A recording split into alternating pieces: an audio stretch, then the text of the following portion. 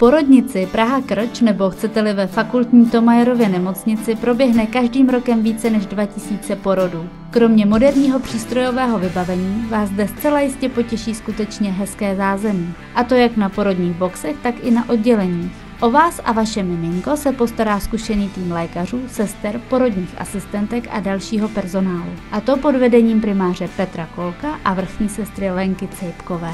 Díky certifikátu Baby Friendly je naše porodnice vybavena přístrojově, prostorově a personálně tak, aby skutečně porod proběhl podle vašich ideálních představ.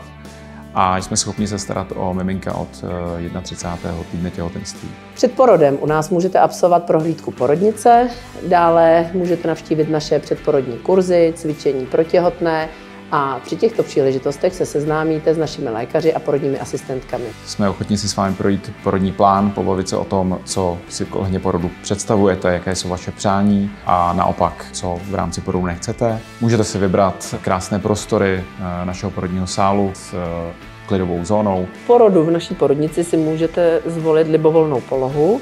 Je možné se volně pohybovat po celém porodním sále nebo zůstat na porodním pokoji. Doprovod u porodu můžou být 2 osoby v současné době. Stále zlepšujeme naší práci, stále se zdokonalujeme v tom, jak rodit, jak vám víc vstříc, jak splnit vaše představy o tom, jak má probíhat fyziologický porod. Učíme to mladší kolegy, učíme to porodní asistentky a my se to snažíme všechno aplikovat do té praxe. V průběhu porodu vám můžeme nabídnout několik metod, které vám ulehčí porod. Mezi farmakologické úlevové prostředky patří použití Entonoxu nebo epidurální anestézie. Mezi nefarmakologické můžeme zařadit a hlavně vám nabídnout bylinnou na pářku, aromaterapii, muzikoterapii, jsou zde použití šátky Rebozo a pokud máte oblíbenou svou vůni, můžete si ji přinést sebou do porodnice. V průběhu péče prakticky za nic neplatíte, včetně analgetických prostředků, vše je v rámci platby pojišťovny. V průběhu druhé doby porodní vás podporujeme tak, abyste velmi dobře tlačila a aby druhá doba porodní pro vás nebyla obtěžující a dlouhotrvající. Dotepání pupečníku je dneska standardním postupem. Pokud má tatínek zájem, je možné, aby si pupeční šňůru přestříhl. Po porodu vašeho děťátka automaticky provádíme bonding, kdy v rámci bondingu probíhá i první ošetření děťátka. V případě operačního porodu je možné, aby váš doprovod byl přítomen na operačním sále.